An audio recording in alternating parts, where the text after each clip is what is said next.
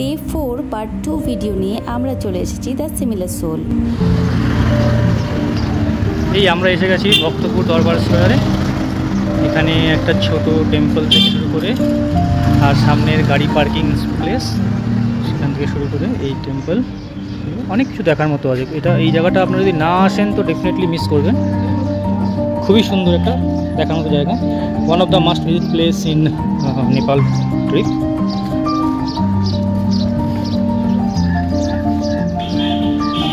তোমরা ভেতরে গাড়ি নিয়ে যেতে পারো, কিন্তু পার্কিং করা এখানে ইলিগাল।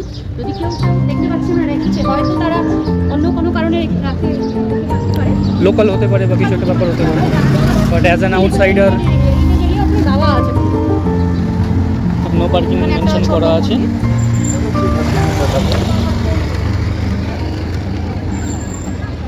টিকিটের তো কোনো কিছু এখনো পর্যন্ত আমরা দেখতে পাইনি। Let's C.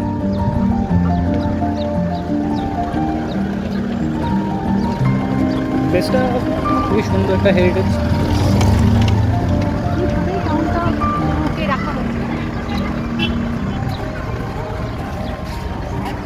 একটা গলি দেখতে পাচ্ছি যেটাতে টাউনটাকে ওইভাবেই রাখা হয়েছে, তোমরা এখান থেকে দেখলেই বুঝতে পারবে।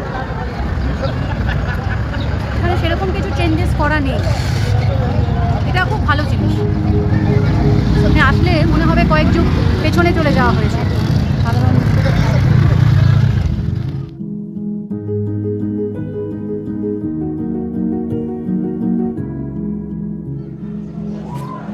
এই যে ভক্তপুর স্কোয়ারের কিছু মন্দির, অ্যান্ড ওখানে খুব সুন্দর একটা ঘন্টা বাঁধা আছে, অনেক পুরনো। এটা একটা দরবারের অংশ। আর এখানে একটা মন্দির যেখানে আমরা একটু আগে উঠেছিলাম, বেশ সুন্দর। এই সাইডে রয়েছে একটা, এটাকে ভিতরে ঢোকার আমাদের কোনো পারমিশন নেই সেভাবে। টেম্পল ভিউ এখানেই অবশ্য রেস্টুরেন্টও করা হয়েছে, আমরা দেখতে পাচ্ছি।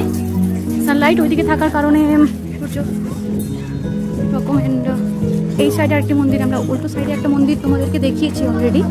এখানে একটা রেস্টুরেন্ট আছে, এটা কিন্তু কোনো রকম চেঞ্জেস হয়নি।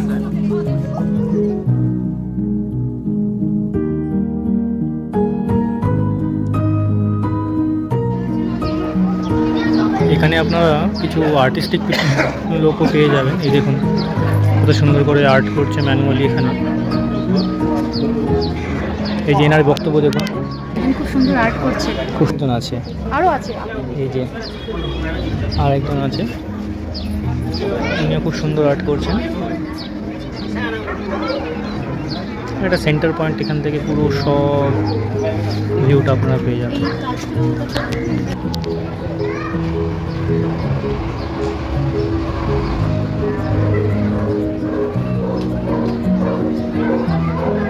ভক্তপুর দরবারের সব থেকে উঁচু শিব টেম্পল যে আছে সেখানে এসেছি। এখানে তালা মারা থাকে, ভেতরে দেখে বোঝা যাচ্ছে। দেখার চেষ্টা করবো একবার। শিবা টেম্পল, শিবা। এবার এখানে আমি আমাদেরকে আশেপাশের যে এরিয়াগুলো সেটা এখান থেকে কতটা সুন্দর লাগে। এখান থেকে পুরো এরিয়া নিয়ে ভক্তপুর দরবার আমরা দেখতে পাচ্ছি। এই যে দাঁড়িয়ে দাঁড়িয়ে দেখছেন এখানে।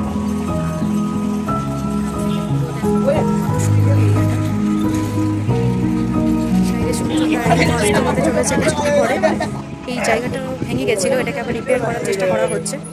অ্যান্ড এখানে একটা সব থেকে উঁচু জায়গা, এইভাবে উঠে আসতে উঁচু। এখানে সবার নিচে হাতে আছে।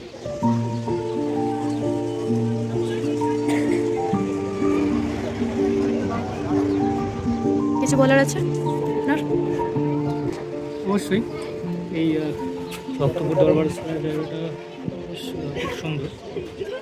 কিছু কিছু জায়গায় এখন ওরা রিকনস্ট্রাকশন করছে। লাস্ট টাইম যেবার ওই আর্থকুয়েক হয়েছিল 2015 জায়গায় হয়েছিল, যেরকম এখানে আপনারা দেখতে পারবেন থানথু দরবার যেরকম লেখা আছে।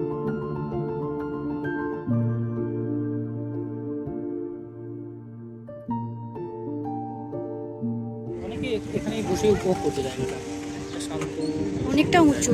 প্রায় কতটা উঁচু মনে হচ্ছে তোমার এখানে? এটা অ্যারাউন্ড 50 ফিট তো হবে।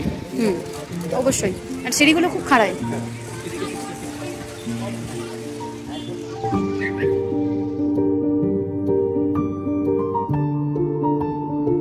দরবার স্কোয়ার থেকে আমরা এখন রওনা দিচ্ছি। পার্কিং লট থেকে গাড়ি নেওয়ার পর গাড়ি এদিক দিয়ে নিয়ে যেতে হবে, সেই জন্য এদিক দিয়ে যাওয়া, আদারওয়াইজ এদিক দিয়ে যাওয়ার সেরকম কোনো পারমিশন নেই। এবার আমরা রাইট টার্ন নিয়ে আমরা এদিক দিয়ে বেরিয়ে যাব। সূর্য প্রায় অস্ত যাচ্ছে। সুন্দর এই জায়গাটা, কেউ যদি না আসে, শুধু সত্যি বলতে শুধু ভিডিও বা ছবি দেখে বোঝা অসম্ভব।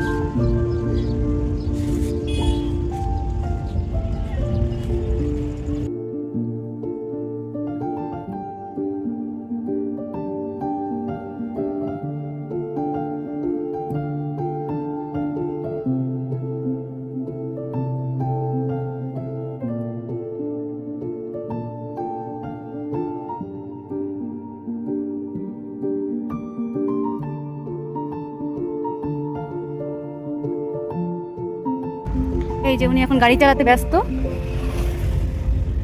রাস্তা এইভাবেই নেমে গেছে।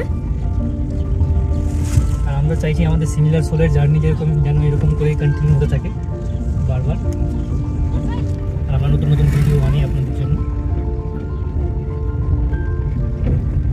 আমরা যতটা পারি ততটা তুলে ধরার চেষ্টা করছি। আরেকটা জিনিস, পাওয়ার ব্যাংক মাস্ট, মানে শুধু ব্যাগে রাখলেই হবে না, নিয়ে নিয়ে ঘুরতে হবে। এখনো পুরনো শৈলী নিয়েই এনারা নতুন নতুন দোকান করেছে ঠিকই, কিন্তু পুরনো স্টাইলটা এনারা বজায় রেখেছে। এটা খুব ভালো জিনিস। এই যে এইটাও একটা ওই টাইপেরই, এগুলো ছোট ছোট এখানে এখনো পুকুর টাইপের করা ছিল, সেগুলোকেও সংরক্ষণ করা হচ্ছে। এটা একটা চক, এখানে লোকাল মার্কেট বসে, সুন্দর। এটা ভক্তপুর মিউনিসিপ্যালিটি। তাহলে ভক্তপুর দরবারকে এখানেই বিদায় জানিয়ে আমরা চললাম আমাদের নেক্সট উদ্দেশ্যে। ভিডিও কেমন লাগলো অবশ্যই জানিও, আর দেখা হচ্ছে খুব তাড়াতাড়ি পরের পার্টে। এখন